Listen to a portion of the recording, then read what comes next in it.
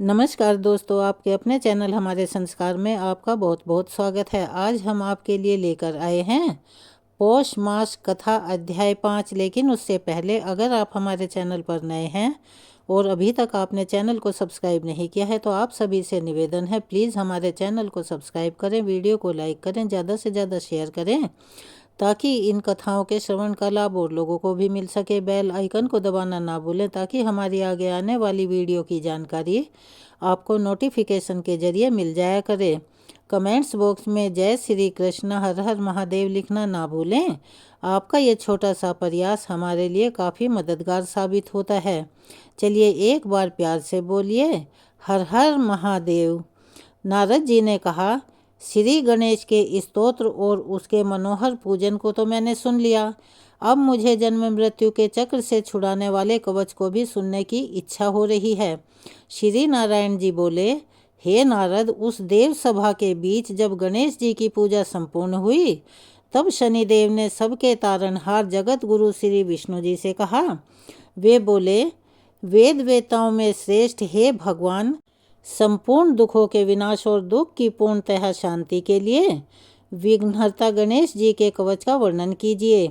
हे प्रभु, हमारा माया शक्ति के साथ बहस हो गई है, इसीलिए उस विघ्न के प्रशमन के लिए अर्थात उसको नाश करने के लिए उस कवच को मैं धारण करूँगा।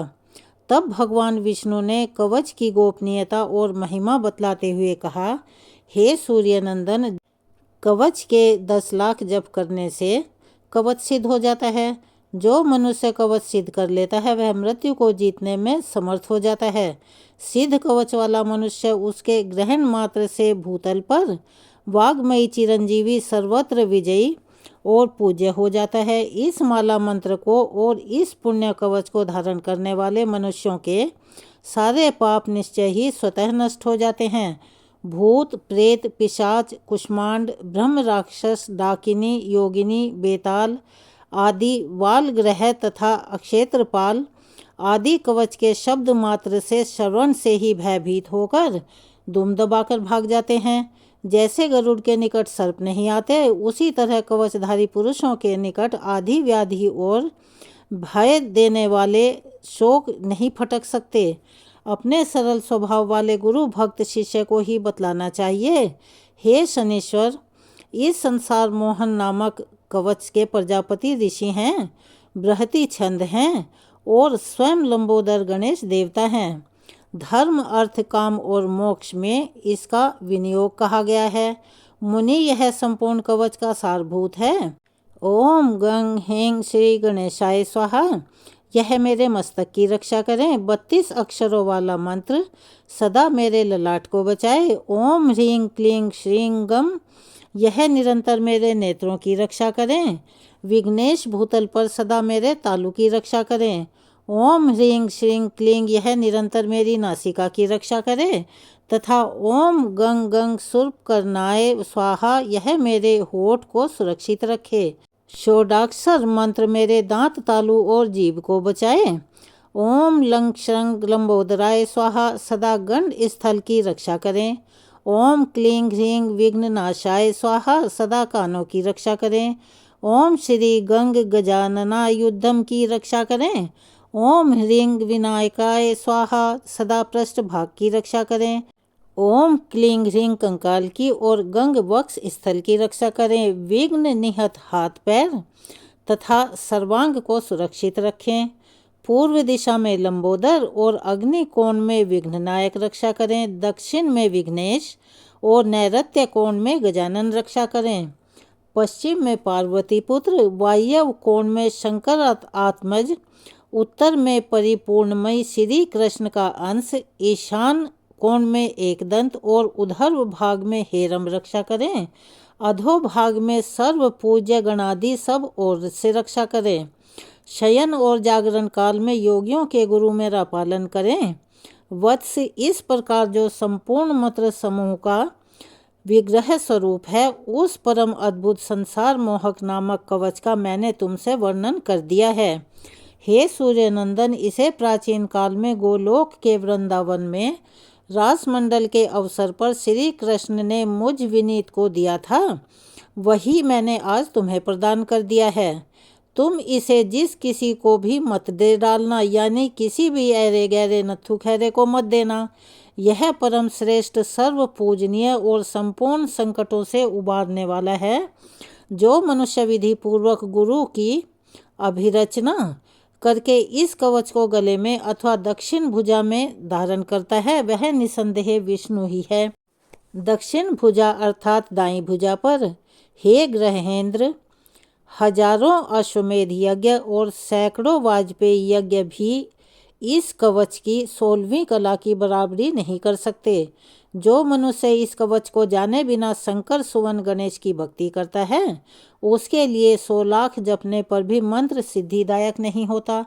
इस प्रकार सूर्य पुत्र शनेश्वर को यह कवच प्रदान करके सुरेश्वर श्री विष्णु मौन हो गए। तब समीप में स्थित परमानंद में मग्न हुए देवताओं ने कहा, तब पहले शंकर जी का शुक्र पृथ्वी पर गिरने से कार्तिकेय जी के उत्पन्न होने की बात आई थी।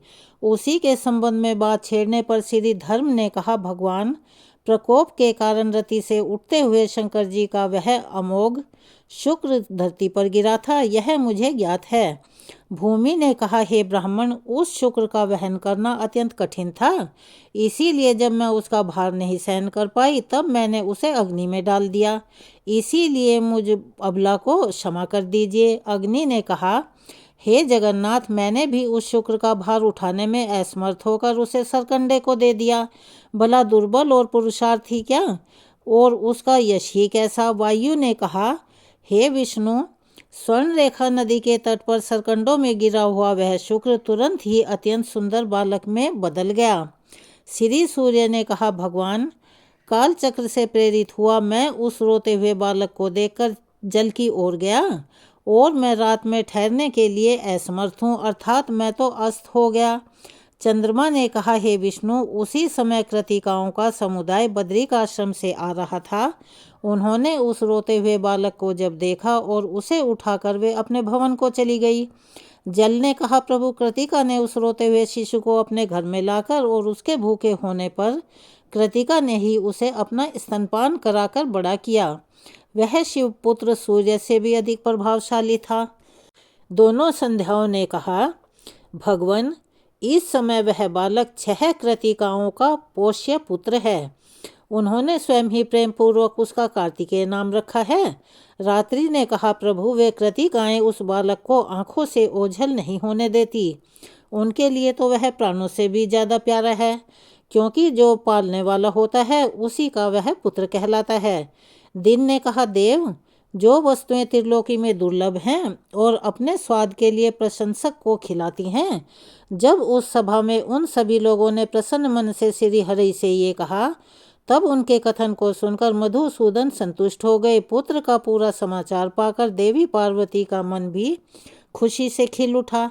उन्होंने ब्राह्मणों को करोड़ों रत्न, बहुत साधन और विभिन्न प्रकार के सभी वस्त्र दिए। फिर देवी लक्ष्मी, सरस्वती जी, सावित्री जी, मैना आदि सभी महिलाओं ने तथा श्री विष्णु आदि सभी देवताओं ने ब्राह्मणों को पर्याप्त धन दिया। श्री नारायण कहते हैं, हे मुने, पुत्र का समाचार मिल जाने पर जब श्री विष्णु, देवगण, मुनि समुदाय और पर्वतों ने पार्वती जी सहित शंकर जी को प्रेरित किया, तब उन्होंने लाखों क्षेत्रपाल, भूत, बेताल, यक्ष, कुष्मांड, ब्रह्म, राक्षस, डाकिनी, योगिनी और भैरव के साथ महान बली और पराक्रमी संपन्न वीरभद्र, विशाला, शंकुकर्ण, कबंध, नंदीश्वर, महाकाल, वज्रदंत, गोधामुखी, दधिमुख और दूतों को जो धधकती हुई आग की लपट के समान उद्दीप्त हो रहे थे, उन्हें भेजा। उन सभी शिवदूतों ने, जो नाना प्रकार के शस्त्र अस्त्रों से सुसज्जित थे, शीघ्र जाकर कृतिकाओं के भवन को चारों ओर से घेर लिया। उन सभी को देखकर कृतिकाओं का मन भय से सिहर उठा। तब वे ब्रह्म तेज से उद्दीप्त होते हुए कार्तिकेय जी के पास जाकर कहने लगी, बेटा कार्तिकेय, असंख्य काल कराल सेनाओं ने हमारे भवन को चारों ओर से घेर लिया है और हमें पता भी नहीं कि यह किसकी सेना है। तब कार्तिकेय जी बोले, हे माताओं, मेरे यहाँ रहते हुए आपको भय नहीं होना चाहिए। मेरे रहते आपको भला किस बात का भय? यह कर्म भोग दुर्निवार है, इसे कौन हटा सकता है। इसी बीच सेनापति नंदिकेश्वर भी वहाँ कार्तिकेय जी के सामने उपस्थित हो गए और कृतिकाओं से कहने लगे। नंदिकेश्वर ने कहा, हे भ्राता, संहारकर्ता सुश्रेष्ठ शंकर जी और माता पार्वती जी द्वारा भेजे गए शुभ समाचार को मुझसे सुनो। कैलाश पर्वत पर गणेश जी के मांगलिक जन्मोत्सव के अवसर पर सभा में ब्रह्मा, विष्णु और शिव जी आदि सभी देवता उपस्थित हैं। वहाँ गिरिराज किशोरी ने जगत का पालन करने वाले श्री विष्णु को संबोधित करके उनसे तुम्हारे अन्वेषण के लिए कहा गया है। तब श्री विष्णु ने तुम्हारी प्राप्ति के लिए क्रमशः उन सभी देवों से पूछा। उनमें से प्रत्येक ने यथोचित उत्तर भी दिया। उन्हीं में धर्म अधर्म के साक्षी धर्म आदि सभी देवताओं ने परमेश्वर को आपके यहाँ कृतिकाओं के भवन में रहने की सूचना दी। प्राचीन काल में शिव जी पार्वती जी की जो एकांत क्रीड़ा हुई थी, उसमें देवताओं द्वारा देखे जाने पर शिव शंभु का शुक्र भूतल पर गिर पड़ा था। भूमि ने उस शुक्र को अग्नि में और अग्नि ने उसे सरकंडे के वन में फेंक दिया। वहां से इन कृतिकाओं ने तुम्हें पाया है। अब तुम अपने घर चलो, वहां तुम्हें संपूर्ण शस्त्र अस्त्रों की प्राप्ति होगी। श्री विष्णु देवता को साथ लेकर तुम्हारा अभिषेक करेंगे और तब तुम तारकासुर का वध करोगे। तुम विश्व संहारक शंकर जी के पुत्र हो, इसीलिए कृतिका तुम्हें उसी तरह नहीं छुपा सकती जैसे शुष्क वृक्ष अपने कोटर में अग्नि को गुप्त नहीं रख सकता। तुम तो विश्व में दीप्तिमान हो। इन कृतिकाओं के घर में तुम्हारा उसी तरह से शोभा नहीं हो रही है जैसे महाकूप में पड़े हुए चंद्रमा शोभित नहीं होते। जैसे सूर्य मनुष्यों के हाथों की ओट से नहीं छिप सकते, उसी तरह तुम भी इनके अंग तेज से आच्छादित ना होकर जगत को प्रकाशित कर रहे हो। हे शंभु नंदन, तुम तो जगत व्यापी हो, अर्थात श्री विष्णु हो, इसीलिए इन कृतिकाओं के लायक नहीं हो। जैसे आकाश किसी का व्याप्त नहीं है, वह स्वयं ही सबका व्यापक है और तुम विषयों से निर्लिप्त योगेंद्र हो। ऐसी दशा में कृतिकाओं के भवन में तुम सर्वेश्वर का निवास होना उसी प्रकार संभव नहीं है जैसे शूद्र गोरैया के उदर में गरुड़ का रहना संभव नहीं है। तुम भक्तों के लिए मूर्तिमान अनुग्रह तथा गुणों और तेजों की राशि हो। देवगण तुम्हें उसी तरह नहीं जानते जैसे योगहीन पुरुष ज्ञान से अनजान होता है। कार्तिकेय जी ने कहा, भ्राता, जो भूत भविष्य वर्तमान और तीनों कालों का ज्ञान है वह सब मुझे पता है, यानी कि मैं जानता हूँ। लेकिन तुम भी तो ज्ञानी हो, क्योंकि मृत्युंजय के आश्रित हो। ऐसी दशा में तुम्हारी क्या प्रशंसा की जाए। भाई, कर्मानुसार जिनका जिन जिन योनियों में जन्म होता है वे उन्हीं योनियों में निरंतर रहते हुए निवृत्ति लाभ करते हैं। अब वे चाहे संत हों या मूर्ख हों, जिन्हें कर्म भोग के परिणाम स्वरूप जिस योनि की प्राप्ति हुई है, वे विष्णु माया से मोहित होकर उसी योनि को बहुत बढ़ चढ़ कर समझते हैं। जो सनातनी विष्णु माया सबकी आदि सर्वस्व प्रदान करने वाली है और विश्व का मंगल करने वाली है, उन्हीं जगत जननी ने इस समय भारतवर्ष में शैलराज की पत्नी के गर्भ से जन्म धारण किया है और दारुण तपस्या करके शंकर जी को पति रूप में प्राप्त किया है। यह सभी श्री कृष्ण से उत्पन्न हुए हैं और समय आने पर केवल श्री कृष्ण में ही विलीन हो जाते हैं। प्रत्येक कल्प में सृष्टि के विधान में मैं नित्य होते हुए भी माया से आबद्ध होकर जन्म धारण करता हूँ। उस समय प्रत्येक जन्म में जगत जननी पार्वती जी ही मेरी माता होती हैं। जगत में जितनी नारियां हैं सभी प्रकृति से उत्पन्न हुई हैं। उनमें से कुछ प्रकृति की अंशभूत हैं तो कुछ कलात्मक और कुछ कैलाश के अंश से प्रकट हुई हैं। यह ज्ञान संपन्न योगिनी कृतिका प्रकृति की कलाएं हैं। इन्होंने निरंतर अपने स्तन के दूध और उपहार से मेरा पालन पोषण किया है, इसीलिए मैं उनका पोष्य पुत्र हूँ और पोषण करने के कारण यह मेरी माताएं हैं। साथ ही मैं उन प्रकृति देवी अर्थात पार्वती जी का भी पुत्र हूँ, क्योंकि तुम्हारे स्वामी शंकर जी के शुक्र से उत्पन्न हुआ हूँ। नंदिकेश्वर में गिरिराज नंदिनी के गर्भ से उत्पन्न नहीं हुआ हूँ, इसीलिए जैसे वे मेरी धर्म की माता हैं वैसे ही यह कृतिकाएं भी सर्वसम्मति से मेरी धर्म माताएं हैं। क्योंकि स्तनपान कराने वाली, ये गर्भ धारण करने वाली जननी, भोजन देने वाली पाचकी, गुरु पत्नी, अभीष्ट देवताओं की पत्नी, पिता की पत्नी अर्थात सौतेली माता, कन्या बहन, पुत्र वधू, पत्नी की माता अर्थात सास, माता की माता अर्थात नानी, पिता की माता अर्थात दादी, सहोदर भाई की पत्नी, माता की बहन मौसी, पिता की बहन बुआ और मामी, ये 16 मनुष्यों की वेद विहित माताएं कहलाती हैं। यह कृतिकाएं संपूर्ण सिद्धियों की दाता परमेश्वरी संपन्न और तीनों लोकों में पूजित हैं। ये शूद्र नहीं हैं बल्कि ब्रह्मा की कन्याएं हैं। आप भी सत्व संपन्न तथा शंभु जी के पुत्र के समान हो और श्री विष्णु ने आपको भेजा है, इसीलिए चलो मैं आपके साथ चलता हूँ। वहाँ देव समुदाय का दर्शन करूँगा। इसके बाद कार्तिकेय जी ने उन सभी के साथ जाकर जो कुछ किया और किस प्रकार से उनका स्वागत हुआ उसका वृतांत हम आपको अपनी आने वाली वीडियो में सुनाएंगे। कृपया उसका इंतजार कीजिए। चलिए अब हम सब मिलकर करते हैं सूर्य चालीसा का पाठ, जिसे पौष मास में सुनने और पढ़ने से अपार पुण्य की प्राप्ति होती है। श्री रवि हरत हो घोरतम अगणित किरण पसारी, वंदन करु तव चरणन में अर्ध देऊ जलधारी।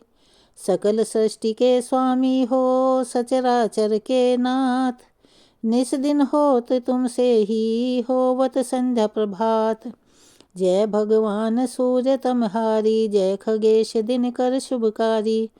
तुम हो सृष्टि के नेत्र स्वरूपा, त्रिगुणधारी त्रय वेद स्वरूपा। तुम ही करता पालक संहारक, भुवन चतुर्दश के संचालक। सुंदर बदन चतुर्भुजधारी, रश्मि रथी तुम गगन विहारी। शंख चक्र अरु श्वेत कमल धर, वर मुद्रा सोहत चोटेकर। शीश मुकुट कुंडल गलमाला, चारु तिलक तब भाल विशाला। सप्त अश्वरथ अति द्रुतगामी, अरुण सारथी गति अविरामी। रक्त वर्ण आभूषण धारक, अति प्रिय तो हे लाल पदारथ। सर्वात्मा कहे तुम्हें ऋग्वेदा, मित्र कहे तुमको सब वेदा। पंचदेवों में पूजे जाते, मन वांछित फल साधक पाते। द्वादश नाम जाप उद्धारक, रोग शोक अरु कष्ट निवारक। माँ कुंती तब ध्यान लगायो, दानवीर सूत कर्ण सो पायो। राजा युधिष्ठर तब जस गायो, अक्षय पात्र वन में पायो। शस्त्र त्याग अर्जुन अकुरायो, बन आदित्य हृदय से पायो। विंध्याचल तब मार्ग में आयो, हाहाकार तिमिर से छायो। मुनि अगस्त गिरि गर्भ मिटायो, निज टक बल से विंध्य नवायो। मुनि अगस्त तब महिमा गाई, सुमिरे भय विजयी रघुराई। तोहे विलोक मधुर फल जाना, मुख में लीन्ही तोहे हनुमाना। तब नंदन शनिदेव कहाए, पवन के सूत शनि तीर मिटावे। यज्ञ व्रत स्तुति तुम्हारी कीन्ही, भेंट शुक्ल यजुर्वेद की दीन्ही। सूर्यमुखी खरी तर तब रूपा, कृष्ण सुदर्शन भानु स्वरूपा। नमन तोहे ओंकार स्वरूपा, नमन आत्मा अरु काल स्वरूपा। दिग दिगंत तब तेज प्रकाशे, उज्ज्वल रूप तुम्ही आकाशे। दश दिगपाल करत तब सुमिरन, अंजलि नित्य करत है अर्पण। त्रिविधि ताप हरता तुम भगवन, ज्ञान ज्योति करता तुम भगवन। सफल बनावे तब आराधन, गायत्री जप सरल है साधन। संध्या त्रिकाल करत जो कोई, पावे कृपा सदा तब वो ही। चित शांति सूर्याष्टक देव, व्याधि अपाधि सब हर लेवे। अष्टदल कमल यंत्र शुभकारी, पूजा उपासन तब सुखकारी। माघ मास शुद्ध सप्तमी पावन, आरंभ हो तब शुभ व्रत पालन। भानु सप्तमी मंगलकारी, भक्तिदायिनी दोषनहारी। रविवासर जो तुमको ध्यावे, पुत्रादिक सुख वैभव पावे। पाप रूपी पर्वत के विनाशी, वज्र रूप तुम हो अविनाशी। राहु आन तब ग्रास बनावे, ग्रहण सूर्य तो को लग जावे। धर्म तप करते हैं साधक, मिटत राहु तब पीड़ा बाधक। सूर्य देव तब कृपा कीजे, दीर्घ आयु बल बुद्धि दीजे। सूर्य उपासना कर नित्य ध्यावे, कुष्ठ रोग से मुक्ति पावे। दक्षिण दिशा तोरी गति जावे, दक्षिणायन वही कहलावे। उत्तर मार्गी तो रोरथ होवे, उत्तरायण तब वो कहलावे। मन और वचन कर्म हो पावन, संयम करत भलित आराधन। भरत दास चिंतन करत, धर दिन कर तब ध्यान। रखियो कृपा से भक्त पे, तुमरि सूर्य भगवान। सूर्य चालीसा यहाँ संपूर्ण होती है। अगर आप हमारे चैनल पर नए हैं और अभी तक आपने चैनल को सब्सक्राइब नहीं किया है तो आप सभी से निवेदन है, प्लीज़ हमारे चैनल को सब्सक्राइब करें, वीडियो को लाइक करें, ज़्यादा से ज़्यादा शेयर करें। कमेंट्स बॉक्स में जय श्री कृष्ण हर हर महादेव लिखना ना भूलें। अपना सहयोग और प्यार हमें ऐसे ही प्रदान करते रहें। धन्यवाद।